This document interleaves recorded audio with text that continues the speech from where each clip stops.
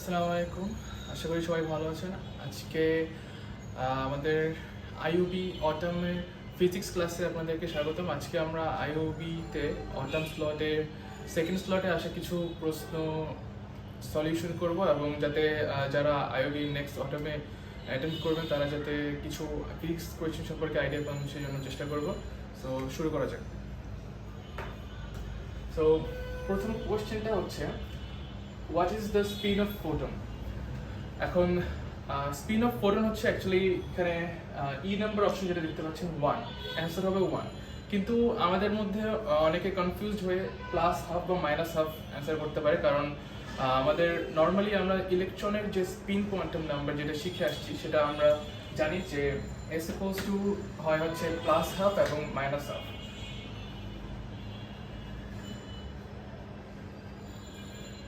কারণ হচ্ছে যখন একটা শেলে ইলেকট্রন দুইভাবে নিচের অরবিটের উপর স্পিন করতে পারে, সেটা হচ্ছে একটা যদি আমি বলি যে এই ক্লকওয়াইজ এই স্পিনটাকে যদি আমি প্লাস হাফ ধরি, তাহলে অ্যান্টি ক্লকওয়াইজ স্পিনটাকে আমাকে ধরতে হবে মাইনাস হাফ। সো ইলেকট্রনের ক্ষেত্রে আসলে জিনিস এভাবে কাজ করে, কিন্তু ফোটনের ক্ষেত্রে প্লাস হাফ বা মাইনাস হাফ হিসেবে কাজ করে না। ফোটনের ক্ষেত্রে স্পিনটা কাজ করে প্লাস ওয়ান অথবা মাইনাস ওয়ান হিসেবে। সো যখন জিজ্ঞেস করবে যে ভ্যালু কত বা স্পিনের ভ্যালুটা কত, তখন প্লাস বা মাইনাস কোনো চিহ্ন ইউজ করা যাবে না, বলতে হবে ভ্যালু হচ্ছে ওয়ান। সো এখানে আমাদেরকে অ্যাকচুয়ালি ভ্যালু চাইছে what is the spin off photon. এখানে ফোটনের ভ্যালুটা দিতে হবে, সেটা হচ্ছে প্লাস ওয়ান। দ্যাটস ওয়াই এখানে আনসার হবে ই নাম্বারটা। সো এখানে আমাদের একটু ডিস্ট্রাক্ট করার জন্য প্লাস হাফ এবং মাইনাস হাফ দুইটা অপশন দেওয়া আছে, সো এটা একটু খেয়াল করতে হবে। চলো এই সেকেন্ড কোয়েশ্চেনে বলা হচ্ছে energy gap of semiconductor is what. So প্রথমে আমাদেরকে জানতে হবে যে সেমিকন্ডাক্টরটা আসলে কি। সো সেমিকন্ডাক্টর হচ্ছে অর্ধপরিবাহী, মানে এখানে এটা মূলত অপরিবাহী, কিন্তু মাঝে মাঝে কিছু স্পেশাল কন্ডিশন অ্যাপ্লাই করলে সেটা পরিবাহীর মতো আচরণ করে। সো কেন আচরণ করে সেটা আগে আমাদেরকে জানতে হবে। মূলত অর্ধপরিবাহীর ক্ষেত্রে এটা যদি হয় ভ্যালেন্স শেল বা ভ্যালেন্স ব্যান্ড হচ্ছে যে ভ্যালেন্স শেল বা যোজ্যতা কক্ষপথের যে শক্তি মাত্রা সেটা। সো যোজ্যতা কক্ষপথ মানে হচ্ছে একটা পরমাণু বা একটা মৌলের শেষ কক্ষপথের ইলেকট্রনগুলো যে শক্তিমাত্রা সেটা। সো এটাকে বলা হয় ভ্যালেন্স ব্যান্ড।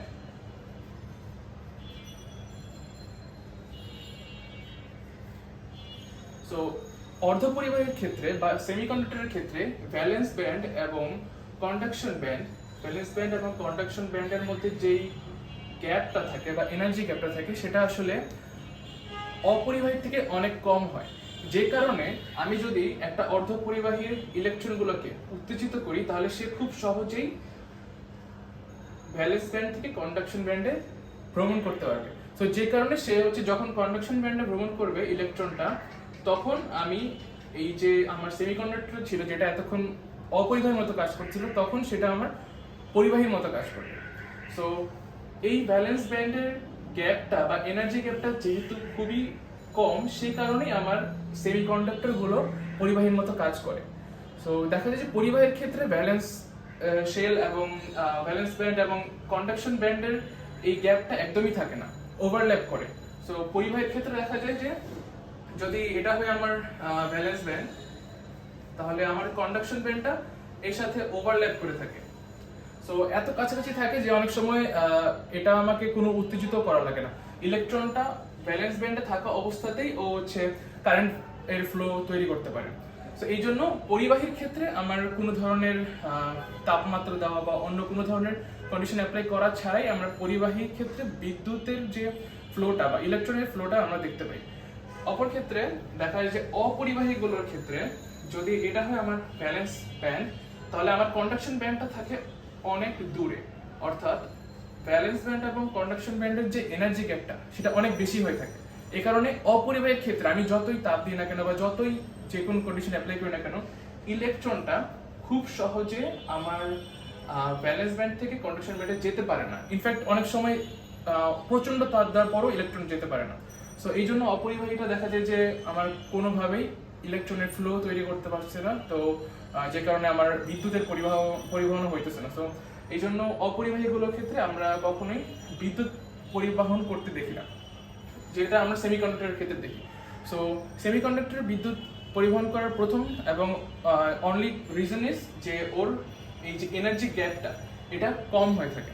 সো কম বলতে আমরা সেমিকন্ডাক্টর অনেক ধরনের মৌলই আছে, যেমন সিলিকনের ক্ষেত্রে আমরা এনার্জি গ্যাপ দেখতে পাই হচ্ছে 1.12 ইলেকট্রন ভোল্ট। এরপর জার্মেনিয়ামের ক্ষেত্রে থাকে হচ্ছে 0.67। সো এরকম ইলেকট্রনের বা ইলেকট্রন ভোল্ট অনেক কম পরিমাণ ইলেকট্রন ভোল্টের এনার্জি গ্যাপ থাকার কারণেই আমাদের সেমিকন্ডাক্টরগুলো আসলে পরিবাহীর মতো আচরণ করে। সো আমরা ইন জেনারেল যদি সেমিকন্ডাক্টরের এনার্জি গ্যাপের কথা ভাবতে চাই, তাহলে আমাদের মানটা অ্যাপ্রক্সিমেটলি 1 ইলেকট্রন ভোল্ট হয়ে থাকে।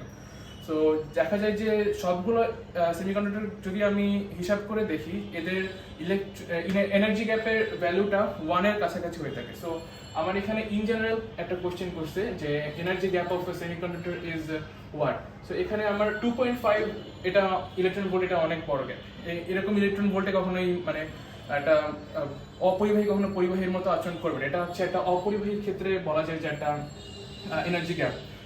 সো 3 ভোল্ট তো আরো বেশি, 7, 5 এগুলো আরো বেশি। সো আমার এখানে অ্যান্সার হবে 1 ইলেকট্রন ভোল্ট, কারণ 1 ইলেকট্রন ভোল্ট অ্যাপ্রক্সিমেটলি 1 ইলেকট্রন ভোল্টের এনার্জি গ্যাপের কারণেই কিন্তু সেমিকন্ডাক্টরগুলো আমার ইলেকট্রন এর ফ্লো করাইতে পারে, মানে ভ্যালেন্স ব্যান্ড থেকে কন্ডাকশন ব্যান্ডে নিয়ে যেতে পারে, এবং যে কারণে আমার আমি হচ্ছে বিদ্যুৎ পরিবহন করাতে পারি।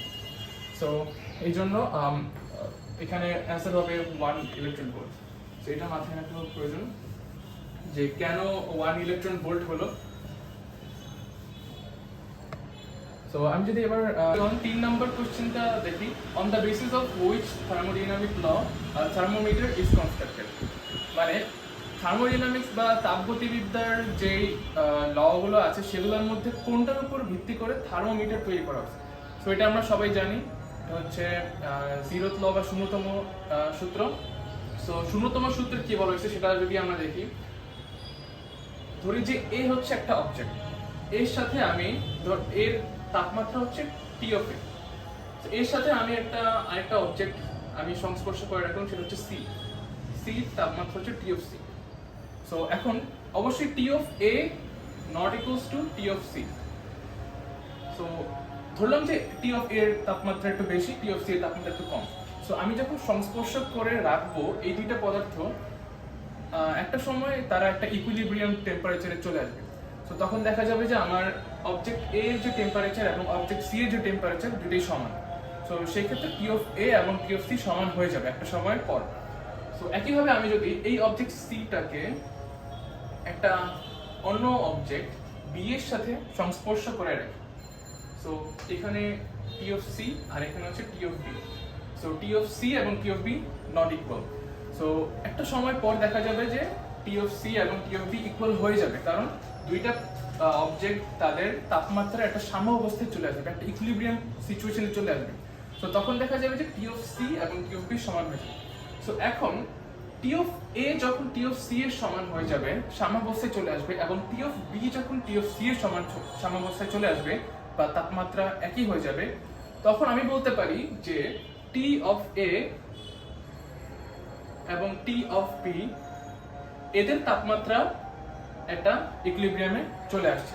আমার তখন টি অফ এ এবং টি অফ বি কে সংস্পর্শ করতে হবে না, আমি বলতে পারবো যে টি অফ এ এবং টি অফ বি এর তাপমাত্রা সমান, যখন এই দুইটা ক্ষেত্রেই এরা একটা সাম্যাবস্থায় চলে আসবে। সো এখানে বেসিক্যালি কি হয়েছে যে টি অফ এ ছিল একটা অবজেক্ট, টি অফ বি ছিল একটা অবজেক্ট, এই দুইটা অবজেক্টকে আমি একটা থার্ড অবজেক্ট বা টি অফ সি এর সাথে দুইটাকে আলাদা আলাদা করে একটা সংস্পর্শে রেখেছিলাম, এবং দুই ক্ষেত্রেই তারা সাম্যাবস্থা অর্জন করছে। এবং এই অর্জন করার পর আমি বলতে পারি যে যেহেতু এরা এই থার্ড অবজেক্টটার সাথে দুইজনই সাম্যাবস্থা অর্জন করছে, তার মানে এদের দুইজনের তাপমাত্রাই একটা সাম্যাবস্থার মধ্যে চলে আসছে। সো থার্মোডাইনামিক্সের 0th ল হচ্ছে এটাই ছিল যে দুইটা অবজেক্ট একে অপরের সাথে সাম্যাবস্থায় আসবে যদি এরা দুইজনই একটা থার্ড অবজেক্টের সাথে সাম্যাবস্থায় থাকতে পারে দুইজনই। সো এই আইডিয়াটা থেকে অ্যাকচুয়ালি থার্মোমিটারের যে কনস্ট্রাকশন বা থার্মোমিটারের আইডিয়াটা বা থিমটা আসছে। সো এই জন্য আমরা বলতে পারি যে জিরো ল বা শূন্যতম সূত্র, তাপগতিবিদ্যার শূন্যতম সূত্র থেকে থার্মোমিটারের কনস্ট্রাকশনের আইডিয়াটা আসছে। সো এখানে অ্যান্সার হবে অপশন ডি, জিরো ল। 4 নম্বর কোশ্চেনটা বলছে when sound wave enters from one medium to another medium change of blank occurs। So মানে আমাকে জিজ্ঞাসা করছে যে যখন শব্দ একটা মাধ্যম থেকে অন্য একটা মাধ্যমে প্রবেশ করে তখন কিসের পরিবর্তন হয়, শব্দর যে তরঙ্গটা সেটা কিসের পরিবর্তন হয়। সো ধরি যে আমি এটা হচ্ছে আমার বায়ু মাধ্যম বা উইন্ড, এবং এটা হচ্ছে আমার পানি মাধ্যম বা ওয়াটার। তো শব্দ আমার এখানে আসলো, এটা হচ্ছে পানির যে পৃষ্ঠটা সেখানে এসে পড়লো। তো অবশ্যই এই যে ওইটা ডিরেকশনে আসছে এই ডিরেকশনটা চেঞ্জ হবে, কারণ দুইটা মাধ্যম চেঞ্জ হয়েছে। বাতাস একটা মাধ্যম, পানি একটা মাধ্যম। বাতাস একটু হালকা মাধ্যম, পানি হচ্ছে ঘন মাধ্যম।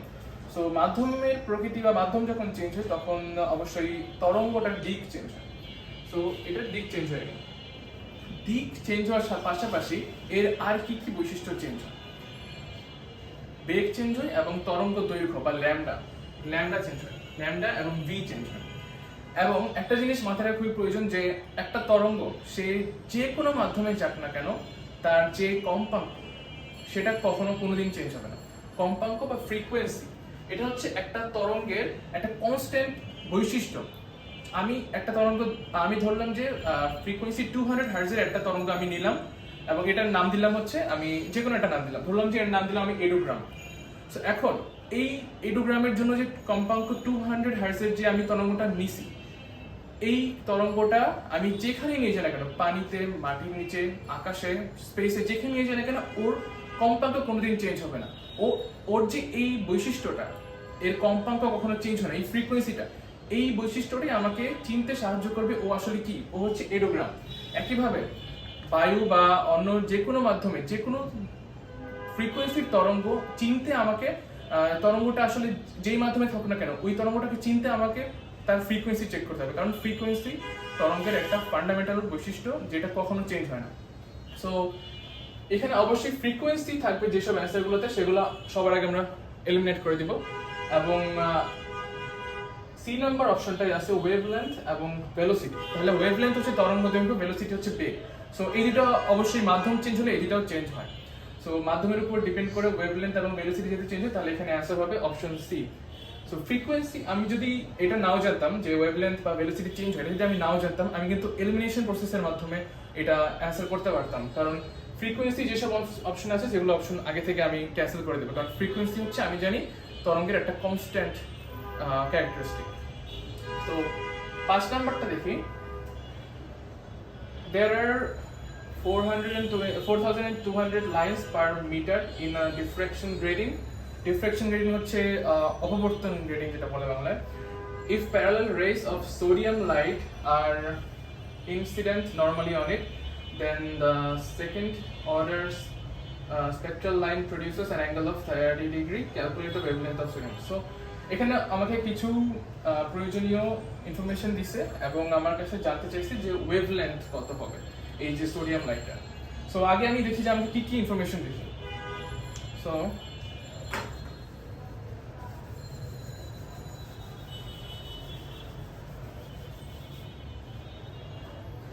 আমাকে বলছে যে লাইন সংখ্যা পার মিটার লাইন সংখ্যা হচ্ছে 4200। সো লাইন সংখ্যাকে আমি যদি n ধরি তাহলে 4200 পার মিটার, এবং এখানে আমাকে পার মিটারে দিচ্ছে। সো আমার পার মিটারে নেওয়া লাগবে না, আমি অপশনগুলো দিতে পারছি যে মিটার এবং সেন্টিমিটার আছে। সো আমি অ্যান্সার বের করে আমার সুবিধা মতো মিটার থেকে সেন্টিমিটারে নিব। সো আপাতত আমি কোনো এটাকে ন্যানোমিটারে বা অন্য কোনো ইউনিট আমি নিতেছি না। সো আর আমাকে দিছে হচ্ছে যে বলছে এটা হচ্ছে অপবর্তন গ্রেডিং। সো অপবর্তন গ্রেডিং এর সূত্র ইউজ করতে হবে। তারপর বলছে যে সেকেন্ড অর্ডার মানে দ্বিতীয় ক্রম, তাহলে ক্রমটাকে আমি যদি m দিয়ে প্রকাশ করি তাহলে m = 2 এবং থিটা বলছে আমাকে 30 ডিগ্রি। সো সো আমাকে ল্যামডা বের করতে হচ্ছে, যে ল্যামডা ইকুয়ালস টু ওয়াট। তাহলে অপবর্তন গেটিং এর যে ফর্মুলাটা সেটা যদি আমি লিখি, ফর্মুলাটা ছিল হচ্ছে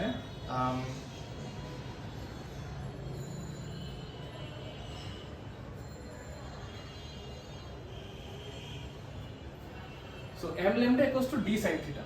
সো এখানে m এর জায়গায় অনেকে n লিখে, সো এই ক্রমের নাম্বারটাকে অনেকে n দিয়ে লিখে, সো একই কথা।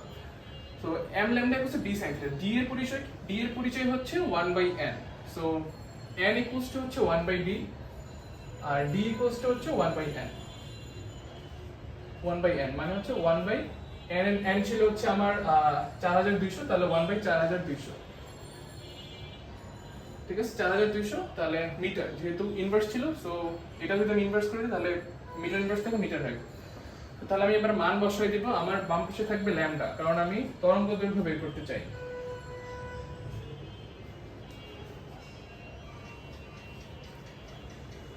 থিটার মান ছিল আমার 30 ডিগ্রি, তাহলে হবে sin 30 ডিভাইডেড বাই m, চলে যাবে এই পাশে, তাহলে m ছিল আমার 2।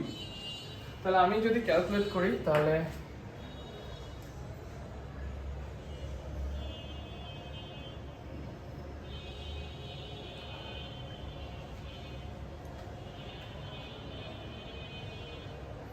আমার অ্যান্সার আসতেছে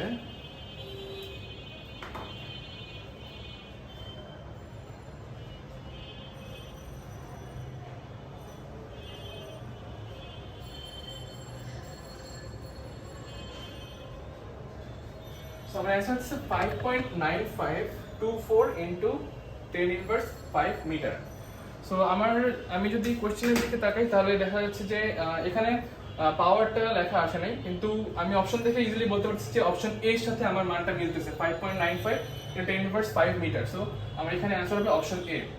যদি এরকম থাকতো যে 10 ইনভার্স মাইনাস, যদি পাওয়ারটা চেঞ্জ থাকতো তাহলে আমাকে আর কি বুঝতে হইতো যে এটার ইউনিটটা চেঞ্জ হয়েছে। যদি এইটা আমাকে সেন্টিমিটারে দেওয়া থাকতো তাহলে কিন্তু আমার পাওয়ারটা -5 থাকতো না, পাওয়ারটা তখন হয়ে যেত -3, 100 দ্বিগুণ হতো। সো আমার যদি মিটারে অ্যান্সার আসার পর আমি যদি দেখতাম যে আমার অপশনে সেন্টিমিটার এককে দেওয়া আছে, তাহলে আমাকে সেন্টিমিটার এককে কনভার্ট করে এভাবে আমাকে হিসাব করতে হতো। সো এগুলো একটু খেয়াল রাখা উচিত, কারণ তাড়াহুড়োর কারণে অনেক সময় দেখা যায় যে উত্তর বের করে ফেলছি আমি, কিন্তু পাওয়ারের একটু ভুলের কারণে আমি ইউনিটটা না খেয়াল করে আমি অ্যান্সার করে দিচ্ছি। সো সেটা করলে কিন্তু আমার দুইটাই লস, পুরোই লস প্রজেক্ট, আমার সময় গেল, আমার এই নাম্বারটা চলে গেল। সো 6 নম্বরে যাই।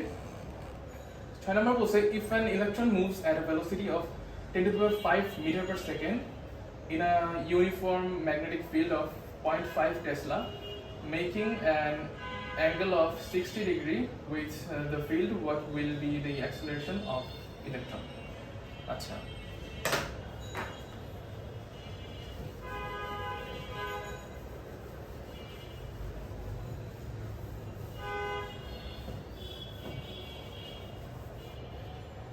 এখানে এটা আমাকে আগেরটার মতো এখানে আমাকে কিছু ইনফরমেশন দিচ্ছে এবং একটা আমার কাছে উত্তর চাইছে হচ্ছে এক্সেলারেশন চাইছে। সো এখানে জাস্ট সূত্রে ফেলায় কাজ করা আর কিছু না, আমাকে একটা সূত্র জানতে হবে, সেই সূত্রের প্রত্যেকটা চলকের ম্যাগনিটিউড দিয়ে দিচ্ছে, আমাকে শুধু এখন যে এক্সেলারেশন এটা বের করতে হবে। তো সূত্রটা হচ্ছে ফার্স্টে আমি দেখি আমাকে কি কি দিচ্ছে। সো ভেলোসিটি দিচ্ছে, তাহলে ভি দিচ্ছে, ভি ইকুয়ালস টু বলছে আমাকে 10⁵ মিটার পার সেকেন্ড। এরপর আমাকে টেসলা দিচ্ছে, ম্যাগনেটিক ফিল্ডের যে স্ট্রেংথ। সো টেসলা হচ্ছে actually the strength of magnetic ফিল্ডের ইউনিট। সো এটাকে বলে বি দিয়ে প্রকাশ করে, B equals to strength of magnetic field, strength of magnetic field. So এটা আমাকে বলছে যে 0.5 টেসলা, টি দিয়ে লেখে টেসলাকে। সো আর বলছে আমাকে অ্যাঙ্গেল দিছে, থিটা দিছে 60 ডিগ্রি। এখন আমাকে অ্যাক্সিলারেশন চাইছে। সো আমি এগুলো দিয়ে আমি একটা সূত্র মাথায় আসতেছে, আমার সূত্রটা হচ্ছে F equals to Q B B sin theta. Okay, এখানে Q হচ্ছে আমার ইলেকট্রনের চার্জ, এবং F টাকে যদি আমি ভেঙে লিখি, এটা আমরা জানি F equals to ma, কারণ আমাকে এখানে অ্যাক্সেলারেশন চাইছে, তার মানে আমাকে এফটাকে ভাঙতে হবে, আমার এ অ্যান্সার বের করতে হবে, এ ইকুয়ালস টু 1, সো এই জন্য আমাকে এফটাকে ভাঙতে হবে। তাহলে আসবে হচ্ছে M A equals to Q B sine theta. এখন এমটা হচ্ছে ইলেকট্রনের ভর, এখানে কিউটা হচ্ছে ইলেকট্রনের চার্জ, এবং বাকি সবগুলা মান, ভি হচ্ছে ভেলোসিটি দেওয়া আছে, বি হচ্ছে স্ট্রেংথ অফ ম্যাগনেটিক ফিল্ড এটা দেওয়া আছে, এবং সাইন থিটার ক্ষেত্রে থিটার মানটা আমাকে দেওয়া আছে। তার মানে আমি যদি এমটাকে এই পাশে নিয়ে যাই তাহলে আমি এ বের করতে পারবো। এবং কিউ এর মান আমরা জানি, ইলেকট্রনের যে চার্জ সংখ্যা সেটা, চার্জের মান হচ্ছে 1.6 × 10 ইনভার্স 19 কুলম্ব, এবং এম মাস অফ ইলেকট্রন হচ্ছে 9.11 × 10⁻⁻13 কেজি। ওকে, তাহলে এখন আমি সবগুলো মান বসিয়ে দিব, এবং আমার এটা থাকবে বাম পাশে, বাকি সব এমটা আমার এই পাশে চলে যাবে, বেসিক্যালি ভাগ হয়ে যাবে। তাহলে মান বসে আমাকে অ্যান্সারটা বের করতে হবে।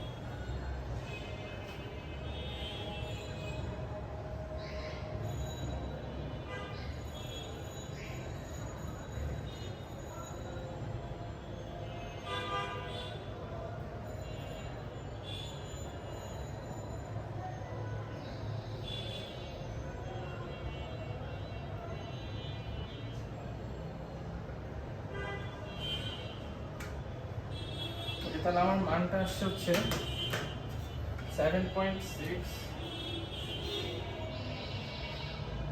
× 10⁻15 m/s²। তাহলে দেখতে পাইতেছি যে আমার প্রথম এ নাম্বার অ্যান্সারটা হচ্ছে আমার এই মানটার সাথে মিলতেছে, 7.6 × 10⁻15 m/s²। তাহলে আমার অ্যান্সার হবে এ। তো এখানে কিন্তু আমি বেসিক্যালি কিছুই করি নাই, কোনো থিওরি অ্যাপ্লাই করি নাই, কোনো লেখালেখি নেই, আমার জাস্ট এই সূত্রটা মাথায় রাখতে হবে, F = QV B sin θ। এখানে F হচ্ছে যে ফোর্সটা, ইলেকট্রনের যে ফোর্সটা, এম এ, এফকে আমি এম এ তে ভাগাইছি, তারপর এম। আচ্ছা, পরবর্তী কোশ্চেনে আমাকে বলছে যে what is called the machine that transforms mechanical energy into electric energy. মানে আমাকে বলছে যে এর মধ্যে কোন মেশিনটা মেকানিক্যাল এনার্জি বা যান্ত্রিক শক্তিকে ইলেকট্রিক এনার্জি বা বৈদ্যুতিক শক্তিতে রূপান্তর করতে পারে। তো এখানে অ্যান্সার হবে বি, ডায়নামো। ডায়নামো কি? ডায়নামো হচ্ছে বেসিক্যালি একটা কয়েলের মতো একটা ইলেকট্রিক কম্পোনেন্ট, যেটা হচ্ছে একটা ম্যাগনেটিক ফিল্ডের উপস্থিতিতে এটা ঘোরে, এটা রোটেট করে। এই কয়েলটা রোটেট করে। রোটেশনাল ফোর্স অবশ্যই হচ্ছে আমার মেকানিক্যাল এনার্জি বা যান্ত্রিক শক্তির মধ্যে পড়ে। সো ও যে রোটেট করে, এই মেকানিক্যাল এনার্জিটা আমার হচ্ছে বৈদ্যুতিক শক্তিতে রূপান্তরিত হয়। সো এই জন্য ডায়নামোটা হবে এখানে অ্যান্সার। বাকিগুলো যদি বলি, ইলেকট্রিক মোটর যেটা বলছে এটা হচ্ছে কোয়াইট অপোজিট। এখানে ইলেকট্রিক মোটরের মধ্যে হচ্ছে ইলেকট্রিক এনার্জিটা মেকানিক্যাল এনার্জিতে কনভার্ট হয়, সো এটার অপোজিট হচ্ছে ইলেকট্রিক মোটর। সি নাম্বারে বলছে ট্রান্সফরমার। ট্রান্সফরমারটা হচ্ছে অ্যাকচুয়ালি একটা সার্কিটের কারেন্টের ফ্লো যে ভোল্টেজ থাকে, সেই ভোল্টেজটাকে চেঞ্জ করে অন্য একটা সার্কিটে ওই কারেন্টটা ফ্লো করে দেয়। এটা হচ্ছে ট্রান্সফরমারের কাজ, যেটা আমরা মাইকে ব্যবহার করি। যে ধরো যে আমার ভয়েসটা মাইকে গেল, একটা সার্কিটে ঢুকলো একটা ফ্লো হিসেবে, ওইটার ভোল্টটা চেঞ্জ করে আমার ভয়েসটাকে অনেক জোরে শোনা যাবে সাউন্ড বক্সে। সো এটা হচ্ছে ট্রান্সফরমারের কাজ, এরকম কাজ করে। সো আর্মেচার হচ্ছে এটা হচ্ছে ভোল্টেজ বা টর্ক তৈরি করে ম্যাগনেটিক ফিল্ডের উপস্থিতিতে। আর ইন্ডাক্টর হচ্ছে আমার শক্তি স্টোর করে রাখে এটাও ম্যাগনেটিক ফিল্ডের উপস্থিতিতে, কিন্তু ইন্ডাক্টরে হচ্ছে আমার বৈদ্যুতিক মানে ইলেকট্রিক ফ্লো হইতে হবে, ফ্লো ছাড়া এটা স্টোর করতে হবে না। ও হচ্ছে ওর ভিতরে ইলেকট্রিক্যাল ফ্লো দিতে হবে, তাহলে ওর ভিতরে এনার্জি যেটা স্টোর করে রাখতে পারবে। এবং সবগুলোই কিন্তু এখানে ম্যাগনেটিক ফিল্ডের উপস্থিতিতে কাজ করে। তো এখানে অ্যান্সার ছিল আমাদের কোয়েশ্চেনের অ্যান্সারটা হবে বি, ডায়নামো। সো 8 নম্বরটা হচ্ছে which one of the following is the longitudinal wave? So longitudinal wave মানে হচ্ছে অনুদৈর্ঘ্য তরঙ্গ। আরেকটা তরঙ্গ আছে, এটা হচ্ছে ট্রান্সভার্স বা অনুপ্রস্থ। সো এখানে অপশনগুলো হচ্ছে water wave, light wave, sound wave, radio wave, none. So এখানে সাউন্ড ওয়েভটা হবে হচ্ছে অ্যান্সার, কারণ সাউন্ড যেটা আমরা জানি, সাউন্ড বা শব্দের তরঙ্গটা এভাবে চলে।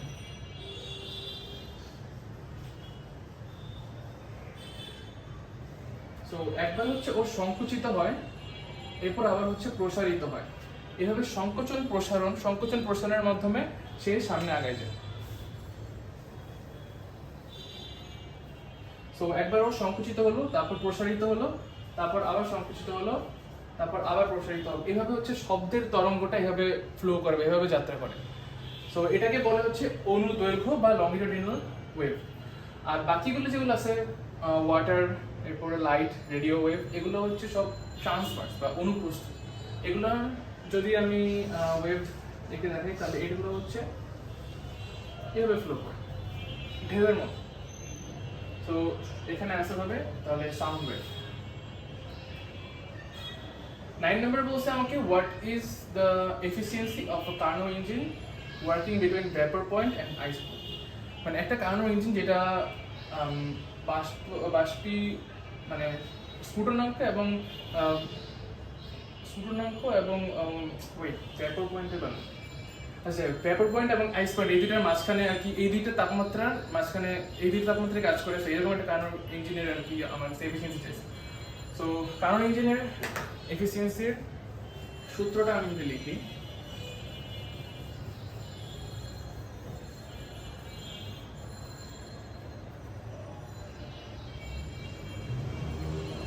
তো এফিসিয়েন্সিকে ইটা দিয়ে বলে, ইটা দিয়ে প্রকাশ করে। Eta equals to 1 minus TC by TH. So এখানে আমার টিসি হচ্ছে যে আইস পয়েন্টটা, গগনাঙ্ক, বাংলায় গগনাঙ্ক বলে মনে করছি। সো আইস পয়েন্টটা অবশ্যই এখানে আমার কেলভিনে কাজ করতে হবে। সো আইস পয়েন্টটা হচ্ছে 0 ডিগ্রি সেলসিয়াস বা 273 কেলভিন, এবং যে ভ্যাপর পয়েন্ট বা স্ফুটনাঙ্ক এটা হচ্ছে 370 ডিগ্রি হবে, 370 হবে, কারণ সেলসিয়াসে এটা হচ্ছে 100 ডিগ্রি, আর যদি আমি কেলভিনে প্রকাশ করি তাহলে হবে 373। তাহলে আমার অ্যান্সারটা আসবে হচ্ছে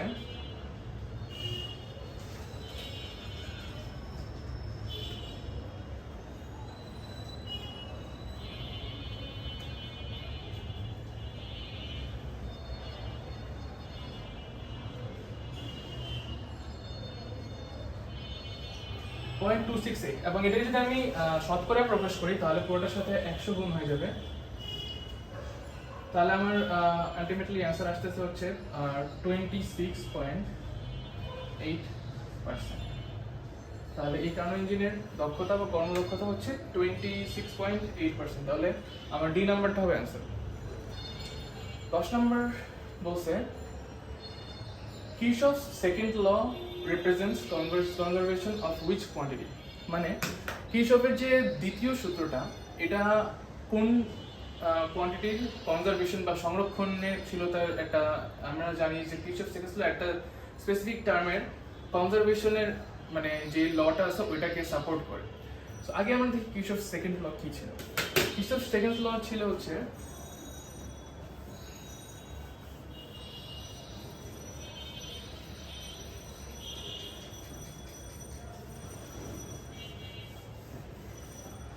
আমাকে বলছিল যে একটা সার্কিটের, এই যে এটা একটা সার্কিট, এই সার্কিটের দুইটা লুপ আছে, এটা একটা লুপ, এটা একটা লুপ। সো আমাকে বলছিল যে এই দুইটা লুপের ভোল্টেজ ড্রপ, ধরেছি এখানে একটা রোধ আছে, এখানে একটা রোধ আছে, এখানে একটা রোধ আছে, আর এখানে হচ্ছে আমার যে ভোল্টমিটারটা। সো আমাকে বলছিল যে একটা সার্কিটের যে কোনো একটা লুপের টোটাল যে ভোল্টেজ ড্রপের মান সেটা ইকুয়ালস টু 0। সো তাহলে এটা যদি আমি R1 ধরি, এটা যদি ধরি R2, এটা ধরি R3, আমি ধরি যে এখানে আমার I1 কারেন্ট প্রবাহিত হয়, এখানে গিয়ে I1টা দুই ভাগে ভাগ হয়েছে, এই পাশে একটা যায় এই পাশে একটা যায়। ধরলাম যে এই পাশে যা হচ্ছে I2, এই পাশে আসে হচ্ছে I3।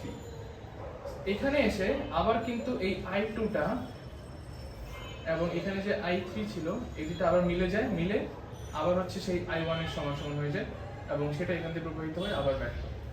সো মূলত আমার R1 দিয়ে হচ্ছে I1 পরিমাণ কারেন্ট যাচ্ছে, R2 দিয়ে যাচ্ছে I3 পরিমাণ কারেন্ট এবং R3 দিয়ে আবার I1 পরিমাণ কারেন্ট যাচ্ছে। সো কিরশফ আমাদেরকে বলছে যে এই যতগুলো ভোল্টেজ ড্রপ হয়েছে এই সবগুলোকে যদি আমি সমষ্টি করি তাহলে সেটা অ্যান্সার হবে 0। কিভাবে দেখি। সো আমি ধরলাম যে আমি অ্যান্টি ক্লকওয়াইজ ধরবো, অ্যান্টি ক্লকওয়াইজ ডিরেকশনে আমি যদি কাউন্ট করি তাহলে I1 R1 plus I3 R2 plus I1 R3।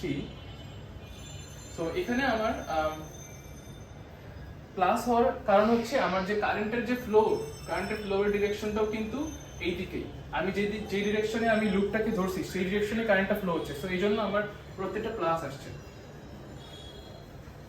যদি আমার কারেন্টের ফ্লো এবং আমি যে লুপের যে ডিরেকশনটা ধরছি সেটা যদি আমার অপোজিট হতো তাহলে মাইনাস আসতো, এক্ষেত্রে আসে নাই তাই আমি প্লাস ধরছি। এবং ভোল্টের এটা হচ্ছে প্লাস প্রান্ত, এটা হচ্ছে মাইনাস প্রান্ত। সো ভোল্টের ক্ষেত্রে যদি আমি দেখি আমার এই পাশ থেকে ঘুরে ঘুরে ও আসছে হচ্ছে ভোল্টের মাইনাস প্রান্ততে, তাহলে এখন কিন্তু ভোল্ট যদি আমি ভি ধরি তাহলে ভিটা এখানে মাইনাস ভি হবে কারণ ও মাইনাস প্রান্তে প্রবেশ করছে। সো কিরশফ বলছে আমাদেরকে এই সবগুলোর সমষ্টি হবে 0। তো এটা কিন্তু আমি যদি শক্তির নিত্যতা সূত্রের সাথে তুলনা করি, আমি ধরো যে 100 জুল শক্তি নিয়ে মাঠে নামছি, মাঠে নেমে আমি 50 জুলের কাজ করছি, এদিকে 20 জুলের কাজ করলাম, এরপর সামনে যে আবার 30 জুলের কাজ করলাম। সো টোটাল আমার কিন্তু 100 জুলের কাজই হইলো, কিন্তু আমি 3টা ভাগে ভাগ করছি, 3টা ভাগে কাজগুলো করছি, একবার 50 জুল, একবার 20 জুল, একবার 30 জুল। সো এরকম আমি যেই শক্তিটা নিয়ে নামি না কেন, আমি ওই সূত্রে যত ভাগেই কাজ করি না কেন, টোটাল ওই শক্তিটা পুরোটা কাজ করার পর কিন্তু আমি আর কাজ করতে পারবো না, কারণ আমি 100 জুল নিয়ে মাঠে নামছি, আমি 100 জুলের বেশি কাজ করতে পারবো না। সো কারেন্টের ক্ষেত্রেও এই সেকেন্ড লয়ের ক্ষেত্রেও সেম, যে ও যত ভোল্টের একটা যেই ভোল্টের জন্য ও ফ্লো কারেন্টের ফ্লোটা হচ্ছে ওই ভোল্টেজটা যখন ড্রপ হয়ে যাবে পুরোটা, তারপর কিন্তু আর কোনো ভোল্ট থাকবে না, সো তখন এটা 0 হয়ে যাবে। সো এই জন্য এটাকে মানে শক্তির নিত্যতা সূত্রের সাথে কম্পারিজন করলে দেখা যায় যে কিরশফ সেকেন্ড ল আমাদের শক্তির নিত্যতা সূত্রকে সমর্থন করে। সো এই জন্য আমি বলতে পারি যে এখানে আমার অ্যান্সার হবে এনার্জি কনজারভেশন ল এর সাথে আমার কিরশফ সেকেন্ড ল এর যে আমি মিল খুঁজে পাই, বা কিরশফ সেকেন্ড ল হচ্ছে আমার এনার্জি কনজারভেশন ল এর রিপ্রেজেন্ট করে। তো এখানে এই জন্য অ্যান্সার হবে এ বা এনার্জি। সো আজকে আমি তোমাদেরকে আইইউবি এর অটামের সেকেন্ড স্লটের কিছু ফিজিক্স কোয়েশ্চেন নিয়ে আইডিয়া দেওয়ার চেষ্টা করছি। সো সামনে আইইউবি অটামের পরীক্ষা হবে, তো সেখানে যারা পরীক্ষা দিতে যাবে তারা যেন ফিজিক্সে কি ধরনের কোয়েশ্চেন আসে, কি টাইপের কোয়েশ্চেন আসে, বড় কোয়েশ্চেন নাকি কঠিন কোয়েশ্চেন না, এরকম যারা অনেকে প্রশ্ন ছিল, তো তাদের একটা আইডিয়া দেওয়ার জন্য আমি কিছু কোয়েশ্চেন সিলেক্টিভ কিছু কোয়েশ্চেন আজকে সলিউশন করে দেখালাম। সো আশা করি তোমাদের হেল্প হয়েছে। সো তোমরা যদি এরকম কিছু কোয়েশ্চেনগুলো বা একটা আইডিয়া, যেই আইডিয়া তোমরা পাইছো এই আইডিয়া অনুযায়ী তোমরা যদি আগাও এবং প্রিপারেশন নেও তাহলে আশা করি যে ভালো একটা ফলাফল করতে পারবা। কারণ আমি যদি আমার অপিনিয়ন দিই তাহলে কম্পারেটিভলি সহজ কোয়েশ্চেন আসে। সো জাস্ট মাথা ঠান্ডা রেখে তোমার যা পড়ে গেছে সেগুলো যদি তুমি মনে করে প্রশ্নের সাথে মিলায় তুমি যদি ক্যালকুলেট করতে পারো তাহলে অবশ্যই আশা করা যায় যে তুমি সব অ্যান্সার করতে পারবে। অ্যান্ড আই হোপ তোমরা সবাই যারা পরীক্ষা দিতে চাবা তারা যেন ভালো অ্যান্সার করো। অ্যান্ড সবার জন্য শুভকামনা, গুড লাক, থ্যাংক ইউ।